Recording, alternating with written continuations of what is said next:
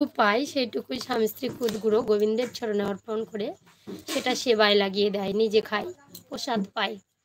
কৃষ্ণ নাম হরিনাম ভোলে না, আর গোবিন্দের কাছে কান্না করতে করতে যায়, প্রভু সারা জীবন যেন আমি তোমার চরণ পদ্ম পাই, আমাকে তুমি চরণ ছাড়া করো না। এই বলতে বলতে একদিন সুদামার স্ত্রী বলল, ভিক্ষা করতে গেছে, ভিক্ষা পায়নি, 2 দিন 3 দিন 3 দিন অনাহারে আছে, বলছে এখন আমি কি করব। সুদামার স্ত্রী বলছে, আমি আর না খেয়ে থাকতে পারছি না স্বামী, তুমি যা করার তা করো। তখন বলছে, আমার তো আর কিছু নেই, আমি আর কিছু করতে পারছি না, দুর্যোগ নেমে এসেছে, ভিক্ষা পাওয়া যাচ্ছে না, তাহলে আর কি করব। ঘরে যে পিতলের কৃষ্ণ মূর্তিটা আছে সেটাকে নিয়ে গিয়ে বাজারে বিক্রি করে দিয়ে আসবো। ঠাকুর কখনো মানুষকে দিতে হয় না, বিক্রয় করতে হয় না, যত অভাব আসুক। তো ঠাকুরের সব কিছু লীলা, তো লীলা ঠাকুরের বোঝা বড় দায়। তো ভগবান সুদামা কি করলেন, ভগবানের সেই স্বয়ং মূর্তিটি বক্ষে জড়িয়ে কান্না করতে করতে চলে যাচ্ছে বাজারের দিকে। তখন 2 বাড়ি ধারা গোবিন্দের চরণে পড়ল, এদিকে পড়ে কান্না করছে গোবিন্দের চরণটি ধরে, যে প্রভু এতদিন তোমাকে আমি মেনে গুনে চলেছি, হয়তো তুমি আমার প্রতি রাগ করেছ, আমাকে আর দেখা দাও না। কৃষ্ণ তুমি কেমন আছো, কোথায় আছো? আজ তো আর আমার সাধ্য নেই তোমাকে পুজবার মতো, তো আমি আর তোমাকে রাখতে পারলাম না, আজকে তোমাকে বিক্রয় করে দিয়ে অন্য জোগাড় করে নিয়ে আসব। কোথা থেকে দৈব বানিয়ে এলো যে আমাকে বিক্রি করো না, আমি তো আছি। চলে গেল বাড়িতে, কান্না করতে করতে, পারবো না, বিক্রি করতে পারবো না, না খেয়ে অনাহারে মরে যাব, তবু আমি এই কৃষ্ণমূর্তিকে বিক্রয় করতে পারবো না। তখন সুদামার স্ত্রী বলে উঠল, স্বামী আমি শুনেছিলাম তোমার এক বন্ধু ছিল, সেই বন্ধুকে, না তোমার কৃষ্ণ বন্ধু, সে নাকি দ্বারকার রাজা, অনেক কিছু আছে, তো তুমি তার কাছে একটু কিছু চাইতে পারো না, তার কাছে চাইলে তো সে দিতে পারে, তবু তো আমাদের এতটা কষ্ট থাকে না।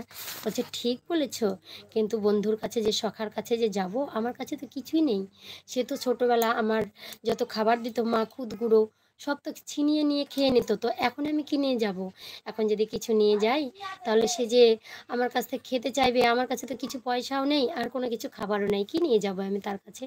তখন বলছে, দেখি ঘরে কিছু আছে নাকি, পুরনো খুদ ছিল, আকরালা খুদ এতটুকু পেয়েছে, সেগুলোর নাড়ু বানিয়ে দিয়েছে। সুদামার স্ত্রী বলছে, এইটুকু নিয়ে যাও। বলছে এগুলো দেওয়া যায়? বলে দেওয়া যাবে, যাও নিয়ে যাও, যদি খায় দিবে, না খেলে দিবে না। তখন সুদামা তখন স্কন্ধে ভিক্ষার ঝুলিটি নিয়ে বলছে, চাইতে আমি পারবো না, তবু যাবো, তুমি যখন বলছো ঠিক ঠিক।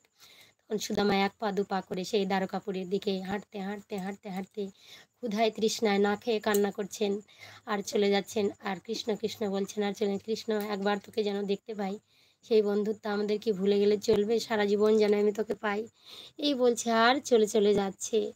তখন যেতে যেতে অনেক দূর, কাঁটায়ে খোঁচায়ে তার হাত পা যেন কাঁটায়ে ভর্তি হয়ে গেছে, পড়ে যাচ্ছে হুড়মুড় করে, অনেকটা দূর তো দ্বারকাপুরী, সেখানে তো নয়। হরে কৃষ্ণ।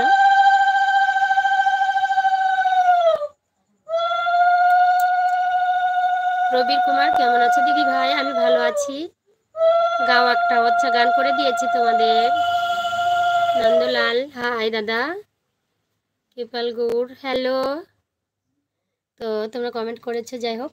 তখন কি করলেন সুদামা, আমার পায়ে কাটা খোঁচা নিয়ে ধীরে ধীরে ধীরে ধীরে চলে গেল, যেতে যেতে যেতে যেতে যেতে দ্বারকার কাছাকাছি গেল। গিয়ে যখন দ্বারকাপুরীতে ঢুকবে, তখন সব প্রহরীরা দূর দূর করে দাঁড়িয়ে যাচ্ছে, পাগল ছাগল কোথা থেকে এসেছে, আমি কৃষ্ণর সঙ্গে দেখা করতে এসেছি, তোমার সঙ্গে কৃষ্ণ দেখা করবে? হা হা হা হা করে হাসে উঠলো সবাই। বলছে একটি বার তাকে বলো তোমার বন্ধু এসেছে। কোন বন্ধু তুমি, ছেঁড়া ক্যাথা গায়ের মধ্যে একটা কাপড়ের ঝুলি নিয়ে এসেছো, তাও ছিঁড়া, কোন বন্ধু তুমি? তুমি এখানে এসেছো কিসের জন্য? তুমি এখানে চলে যাও, তুমি রাজপ্রাসাদে ঢুকতে পারবে না। কিন্তু সবাই দূর দূর করে তাড়িয়ে দিচ্ছে, কিন্তু এবার তাড়িয়ে দিচ্ছে, আবার শুধু আবার ধুলা ঝেড়ে আবার বলছে, একটি বার কৃষ্ণকে বলো না গিয়ে যে তোমার বন্ধু এসেছে, সখা এসেছে। বলছে না, আমরা বলতে পারবো না, তুমি এখান থেকে চলে যাও ভিক্ষুক, এখানে কোনো ভিক্ষা হবে না, আমরা যা বলবো সেটাই শেষ কথা। বলছে না, কৃষ্ণকে একবার খবর দাও, যে বলো যে তোমার বন্ধু সুদামা এসেছে। না, কোথাকার সুদামা টুদামা এসেছে। তখন মেরে টেরে তখন কি করলো, তাকে ধাক্কা মেরে বের করে দিল, সঙ্গে সঙ্গে ঝোলার মধ্যে পুটুলিতে যাচ্ছিল খাবার ছিটিয়ে পড়ে গেল রাস্তার দিকে। আবার সেগুলো কুড়িয়ে নিয়ে সুদামা কান্না করছেন, চোখের জল মুছছেন, আর ঝোলার মধ্যে পুরে রাখলো।